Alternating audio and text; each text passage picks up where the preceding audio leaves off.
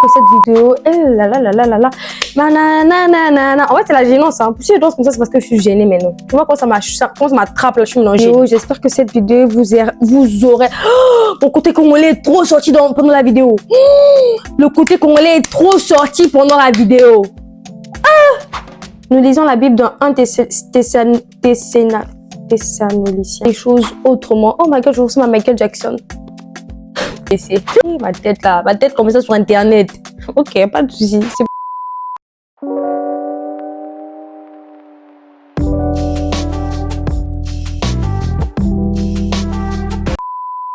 Hello, alors aujourd'hui on se retrouve pour un petit chat make-up où on va parler de l'intimité vs la religiosité. En fait j'ai vraiment du mal à faire les intros. Moi je me trouve trop gênante en fait. J'espère que vous avez passé une agréable semaine. Pour ma part, en vrai ça va. C'était un peu stressant mais en vrai ça va. Du coup aujourd'hui nous allons parler qu'est-ce que c'est l'intimité et le fait d'être religieux. Là, j'attache mes cheveux pour me permettre de mieux voir mon visage pendant le make-up. En fait, je me trouve trop gênante. Alors, pourquoi ce thème? Tout simplement parce que aujourd'hui, dans l'église Cœur du Christ, j'ai constaté que les gens ils sont tombés dans la religiosité. Et que aujourd'hui, l'aspect essentiel de la vie chrétienne qui est de aimer Dieu, de aimer son prochain, on est vraiment à l'ouest. La dernière fois, ma I a été critiquée. Du coup, nous allons prendre un passage de la Bible dans Ésaïe 29:13. Lisons la parole de Dieu.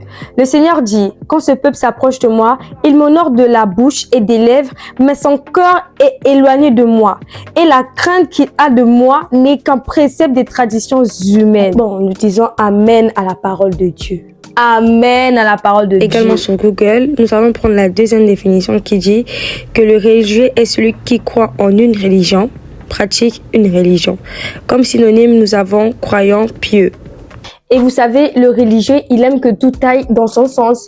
En fait, le religieux, tu vois, si Dieu ne répond pas à une de ses prières, il va abandonner la foi. Le religieux, si tu vois, à l'église, on s'est mal comporté, lui, il abandonne la foi. En fait, lui, genre, dès que tout ne va pas dans son sens, c'est bon, je me casse. C'est bon, je me casse. Dieu, tu m'as abandonné. En fait, c'est-à-dire que le religieux, pour lui, c'est-à-dire que Dieu, c'est vraiment que tout aille bien, que tout est toujours parfait et que Dieu n'a pas... En fait, il souffre pas, en fait. Le religieux, pour lui, en fait, la vie chrétienne, c'est pas des souffrances. La vie chrétienne, c'est rose, en fait. Que tout est rose, que tout va bien se passer. La Bible dit, dans Proverbe 19:3, la folie de l'homme pervertit sa voix. Et c'est contre l'Éternel que son cœur s'irrite. C'est-à-dire que toi, tu as fait tes propres choix et c'est contre Dieu après que tu te fâches. Moi, des fois, je me dis, il faut laisser mon papa. Il n'a rien, en fait, il n'a rien à voir dans vos histoires des fois où vous faites vos choix. Je dis que Dieu souffre. Hein. Quand vous faites vos choix, après, c'est Dieu que vous accusez. Non, mais Dieu nous a donné le libre arbitre. Après la lecture du verset qui vient de passer, là, vous voyez en fait que les gens, du coup, ils font leur propre choix. Même la Bible dit ça, que les gens font leur propre choix. Après, ils accusent Dieu en fait que non, mais c'est à cause de Dieu, mais c'est Dieu qui a permis et tout ça. Là. Non, mais en fait, quand on parle du verset du libre arbitre, là,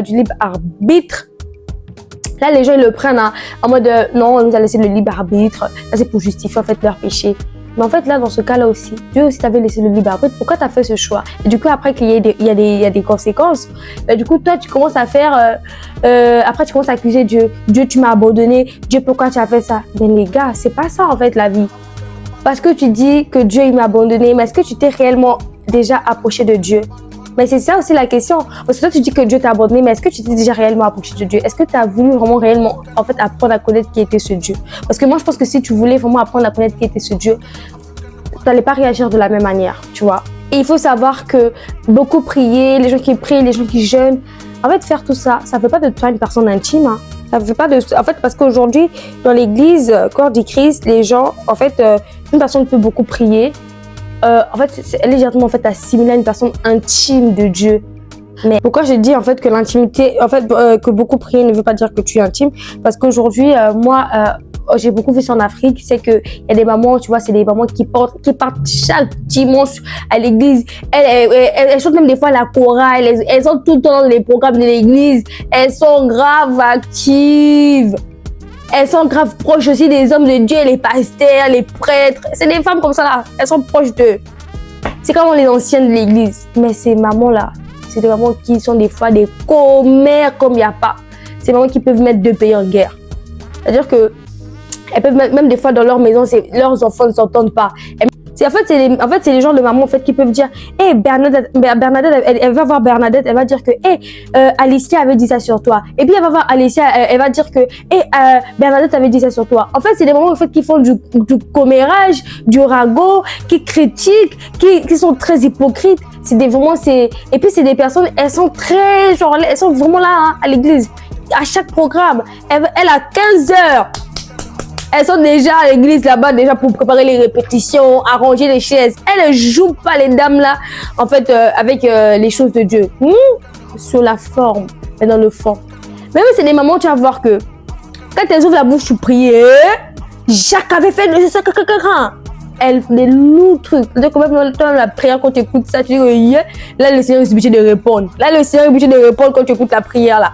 Mais dans le fond, en fait. C'est-à-dire que là, c'est quand on voit dans le verset qu'on a vu, mon peuple m'honore des lèvres. Et c'est une personne qui derrière, elle va faire, elle va mettre des fois deux personnes en guerre. Parce que quoi en fait, c'est qu'elle sert Dieu, elle honore Dieu de l'extérieur, mais dans son cœur, il n'y a pas la crainte de Dieu. Parce que moi, je suis désolée, quand tu as la crainte de Dieu, tu ne fais pas ce genre de choses. Tu ne mets, en fait, et que tu arrives à te regarder dans le miroir alors que toi, tu as divisé deux personnes. Et des mères, elles font ça. Hein. Il y a même d'autres exemples, en fait, un peu, etc., un peu à gauche, à droite, qu'il y a beaucoup d'exemples comme ça. Mais là, c'est juste, en fait, un exemple un peu spécifique que je vous prends. En fait, généralement, le religieux, lui, il choisit ce qui l'arrange dans la Bible. C'est-à-dire que lui, dans la Bible, en fait, quand on parle de la bénédiction, ça, il prend. Mais quand on parle, en fait, d'arrêter le péché, là, il prend pas. Hein. Là, ça ne le concerne pas, en fait. Et souvent, des personnes, en fait, ils n'aiment pas les conseils. C'est des personnes qui vont leur dire, tu sais, la Bible dit ça, Dieu, il t'aime, les bords comme ça. On va dire que, toi, tu te prends pour qui? Toi, tu penses que toi, tu es plus parfait que moi? Toi, tu penses que toi, Les religieux, ils n'aiment pas les remarques. Les religieux, on ne peut rien les dire. Et là, dans la deuxième partie, nous allons voir qu'est-ce que c'est un intime. Alors, du coup, pour moi, en fait, un intime, c'est d'abord un religieux. Mais un religieux, genre, en fait, un peu... En fait, c'est un religieux un peu... Tu vois. En fait, c'est un religieux, lui, qui a compris la vie chrétienne, genre. L'intime, c'est lui qui a compris la vie chrétienne. Et c'est lui, en fait, qui cherche à être agréable à Dieu. Parce qu'en fait, un religieux ne peut pas être un intime, mais un intime peut être un religieux. Alors là, nous allons voir la définition de l'intimité. Du coup, là, sur Google, nous allons prendre la deuxième partie de la définition intimité. Alors, l'intimité est une liaison, relation étroite, familière. Dans l'un de ses synonymes est l'union. En fait, comme on a vu tout à l'heure, le religieux, c'est celui qui met juste en pratique les principes bibliques, ou même il y a des catégories des religieux qui, eux, en fait, la Bible, ils choisissent, en fait. C'est-à-dire que ça, c'est ma partie, ça, c'est pas ma partie. Donc, en fait, ça, c'est deux types de qualités. C'est les deux différentes qualités de religieux. Et du coup, en fait, pour faire la nuance entre un religieux et un intime, en fait, un intime, c'est celui qui a d'abord une relation avec Dieu, ensuite, il pratique, du coup, ce que la religion demande. C'est-à-dire que lui, c'est d'abord, il se focalise d'abord sur son intimité et ensuite, il met en pratique ce que la religion propose. Ah, voilà. Du coup, c'est pas le cas en fait pour le religieux en fait. Le religieux, lui, c'est full religion. L'intimité, qu'est-ce que j'en ai à... En fait, l'intime, c'est vraiment, comme je dis, celui qui a compris la vie chrétienne dans le sens où, tu sais, des fois, tout va le pousser à ne plus croire, tout va le pousser à abandonner, mais il demeure, il est là, en fait. C'est-à-dire que les gens disent que, non, Jésus, là, tu t'as dit que Marie qui t'a fait tout ça, mais toi, tu es là encore, là, tu loues encore Dieu, que toi, tu es là encore, tu aimes Dieu à ce point. Mais en fait, l'intime, c'est celui qui est comme ça. Parce que l'intime, c'est en fait, c'est un peu comme en fait, la Bible nous parle de Étienne. Étienne, il était mort pour Jésus, hein. Il était mort, il était lapidé. C'est-à-dire que des gens comme ça, en fait, qui eux sont prêts à donner leur vie pour l'évangile, qui sont prêts à donner leur vie pour Dieu, en fait. C'est ça les intimes. C'est eux qui ont compris, en fait, écoute, moi là, ici là, ma vie ne dépend que de Dieu. Je ne sais rien sans lui. Et même quand il m'enlève tout et que je demeure et qu'il m'aime et que malgré tout, il est là avec moi et que je comprends pas toujours tout ce qu'il fait, mais que il fait parce que il est sage, il est Dieu, il est parfait. Tu vois, les intimes, des choses comme ça, que eux, ils se disent, tu vois, contrairement aux religieux qui, lui, au quart de tour, c'est-à-dire que là, Dieu, les choses ne sont pas souvent allées dans son sens. c'est fini. Bye, oh, bye, bye, bye. Vous savez, les conséquences de toutes les personnes qui abandonnent la foi, en fait, c'est souvent dû au fait que eux, on les a présentés qu'il faut prier, on les a présenté que le jeûne, on les a pas présenté le Dieu du jeûne, on les a pas présenté l'amour de Dieu en fait. On les a pas présenté qui est Dieu réellement, on les a pas présenté en fait les aspects réels de la vie chrétienne. On les a présenté la prière, on les a présenté le jeûne. Et du coup, après, les gens se détournent, les gens abandonnent la foi, les gens se sont découragés dans leur marché avec Dieu. Parce qu'en fait, les fondements sur lesquels on les a bâtis n'ont pas été celles sur lesquelles on devait normalement les bâtir. Après, voilà pourquoi ces personnes, ça engendre en fait pas des rétrogrades, mais des personnes qui abandonnent la foi. Parce que moi, je suis désolée, le rétrograde, c'est celui qui demeure chrétien, mais qui du coup n'a plus le même élan. C'est-à-dire que tu étais à fond de ta foi et que mais là, en fait, c'est dans le sens où toi, tu es les choses de Dieu, tu veux plus entendre en fait, tu veux plus entendre parler. Parce que vous savez, Jésus a résumé la Bible en 2 commandements. Tu aimeras ton Dieu et tu aimeras ton prochain. Donc, en soi, si il a demandé à ce qu'on puisse l'aimer et d'aimer son prochain, c'est que c'est pas une mince affaire. Parce que vous savez, si il nous demande, il nous recommande ça, c'est un commandement, ça veut dire que c'est pas acquis d'aimer Dieu. Voilà pourquoi en fait, il faut apprendre à aimer Dieu, il faut chercher à aimer Dieu, en fait, dans sa marche chrétienne. Vous savez, moi, en fait, j'étais arrivée à un moment où je savais qu'il fallait que je prie. Je savais qu'il fallait que je puisse lire la Bible. Je savais qu'il fallait que je fasse en fait tout ce que la religion demande ou que tout ce qu'en fait on demande en tant que bon chrétien. Mais en fait, j'y arrivais pas. En fait, j'ai compris en fait. C'est pas que j'y arrivais pas. C'est que quand je le faisais, je me sentais forcée de le faire. Et moi, ça me dérangeait en fait que mais je fais ça pour Dieu, mais pourquoi je me sens autant forcée de le faire et que je le fasse pas par amour ou par passion. C'est là en fait que j'ai réalisé que je n'aimais pas assez Dieu. J'ai soupiré, j'ai dit Seigneur, je veux t'aimer. En tout cas, à chaque fois que j'ai l'occasion de prier, je demande toujours à Dieu, Seigneur, je veux t'aimer. Seigneur, je veux t'aimer. Seigneur, je veux t'aimer. Parce qu'en fait, quoi, je te dis la vérité, si tu n'arrives pas à bien faire des choses avec Dieu, si tu n'arrives pas en fait à lire la Bible, si tu n'arrives pas en fait à chercher à prier ou à prier, enfin des choses comme ça, c'est parce que en fait, t'aimes pas assez Dieu, genre, faut chercher à aimer Dieu. En fait, il faut que tu aimes suffisamment Dieu pour que tu aies l'amour de sa parole, que tu aies l'amour de le connaître en lisant la Bible, pour que tu puisses en fait suffisamment chercher à prier ou à être en communion avec lui. Il faut que tu l'aimes suffisamment. C'est-à-dire que à chaque fois que tu as l'occasion de prier, si juste tu peux prendre en fait des moments où tu pourras toujours demander à Dieu, Seigneur, je vais t'aimer de chaque jour de ma vie, que je t'aime, que mon amour pour toi peut se brûler dans mon cœur et que vraiment que je puisse être mon premier amour et mon seul et vrai amour, que tu puisses être le premier dans mon cœur et toujours faire ce genre de prière à chaque fois que tu pries. Genre, en fait, chaque jour que tu pries, tu fais ce genre de prière. Parce que du coup, le but de cette vidéo est d'encourager quelqu'un à aimer Dieu, à le pousser à aimer Dieu. Vraiment que tu puisses chercher à aimer Dieu en fait dans ton intégralité et de tout ton cœur, de toute ton âme, de toute ta pensée. Parce que en fait, c'est vraiment pour te faire réaliser que tu dois aimer Dieu. Parce qu'en fait, moi, je pense que c'est le socle même de la vie chrétienne. Parce que si Dieu nous dit que tu dois aimer ton Dieu et ton prochain, mais t'inquiète pas en fait que c'est parce que moi je pense que même s'il a mis d'abord le fait d'abord d'aimer Dieu et ensuite le fait d'aimer son prochain, c'est parce que quand tu aimes Dieu, tu apprends à t'aimer déjà toi aussi. C'est-à-dire que tu aimes Dieu, tu apprends à t'aimer et ensuite tu aimes ton prochain en fait. Mais parce qu'en fait moi je trouve ça tellement hypocrite de vouloir aimer son prochain alors que tu ne t'aimes pas toi-même. Il faut d'abord en fait, comme la Bible a dit que tu aimeras ton prochain comme toi. C'est-à-dire que toi si tu ne t'aimes pas suffisamment, tu ne seras pas en mesure en fait de bien aimer ton prochain parce que toi si tu ne t'aimes pas suffisamment en fait.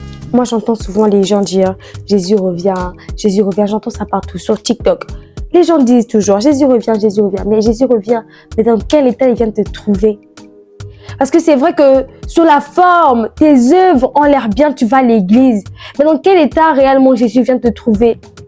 Quel est l'état de ton cœur? Parce que la Bible dit que Dieu regarde au cœur, mais l'homme regarde à ce qui frappe le. Là, j'ai paraphrasé, vous voyez comment je me suis embrouillée. Mais du coup, aujourd'hui, les hommes vont voir que tu fais de belles œuvres, que tu vas à l'église, que tu sers Dieu et tout ça. Tu fais tout ça, mais dans le fond, quel est l'état de ton cœur? Parce que c'est ça que Dieu, il regarde. Parce qu'en fait, notre cœur est le canal de communication entre Dieu et nous. Quand Dieu veut nous évaluer, il nous évalue en fonction de notre cœur. Il nous évalue pas en fonction de nos œuvres. Parce qu'en vrai, tu fais des bonnes œuvres, mais avec quel cœur fais-tu ces bonnes œuvres? Avec quel cœur, en fait, fais-tu ces bonnes œuvres? Parce qu'en fait, aujourd'hui, on se détourne. Il faut en fait commencer à se mettre face à nous-mêmes et à se dire, mais oh Seigneur, mon cœur est là. En fait, de donner son cœur en offrande à Dieu, afin que Dieu le transforme. Parce que Jésus revient bientôt, mais quelle est la disposition de ton cœur? On n'a pas dit ce que tu fais. Quelle est la disposition de ton cœur? Parce qu'en vrai, c'est ça que lui va regarder. Les hommes vont voir que, oh, mais toi, tu as fait ça, mais je ne comprends pas. Par exemple, si le jour du jugement dernier, on peut se voir. On va dire, mais oh, mais c'est pas toi qui faisais ça. Mais comment ça se fait que toi, tu te retrouves là-bas? Ben, ce sera ce genre de choses. Et c'est parce qu'en fait, quoi, les cœurs n'étaient pas inclinés aux voix de Dieu. Les cœurs n'étaient pas attachés au Seigneur. Les cœurs n'étaient pas, en fait, sanctifiés, en fait. Et c'est ça le problème. Tout ça. La Bible dit de garder son cœur plus que toute autre chose. Parce que c'est de là, en fait, que passent les paroles de la vie. Un truc comme ça. Genre, je me rappelle plus trop, j'ai paraphrasé. Mais en fait, c'est que si tu gardes pas ton cœur, tu pourras, je te dis la vérité. Parce que moi, je dis, hein, malheureusement, en fait, le jour du jugement dernier, tu vas beaucoup, en fait, dire aux gens que moi, je te connais pas. Ils vont dire que moi, je vous dis, hein, parce que, tu vois, tu ne plais pas à Dieu. Le vrai de la vie chrétienne, c'est de plaire à Dieu. Et tu ne plais pas à Dieu quand tu fais de belles œuvres. En fait, tu plais à Dieu quand, en fait, en fait, tes œuvres sont cohérentes avec ton cœur. S'il n'y a pas de cohérence entre tes œuvres et ton cœur, laisse tomber. En fait, moi, je vous dis, nous devons tout simplement, oh my God, nous devons tout simplement chercher à plaire à Dieu. Je vous dis la vérité, à plaire à Dieu. Aujourd'hui, il y a des gens, ils ont même des dons spirituels.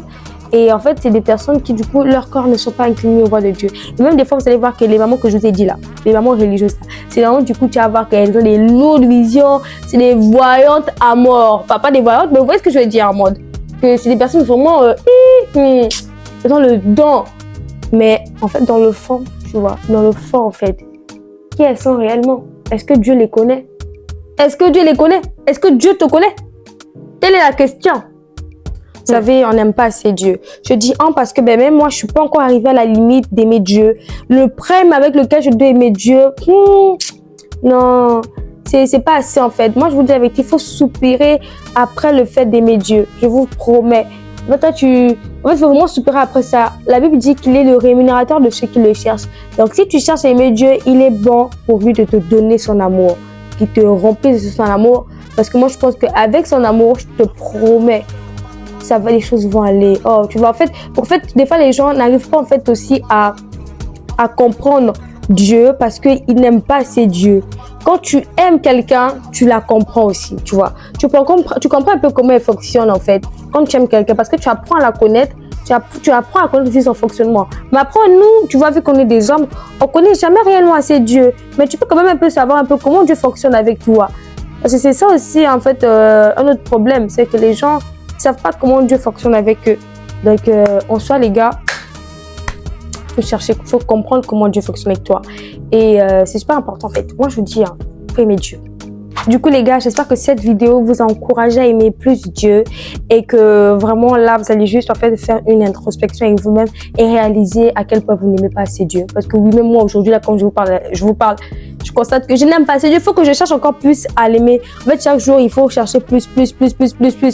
Comme moi on dit au Congo, matisse à niveau en fait. Donc il faut chercher à aimer Dieu et que le Seigneur vous fortifie, que le Seigneur vous garde et que vous l'aimez au point en fait.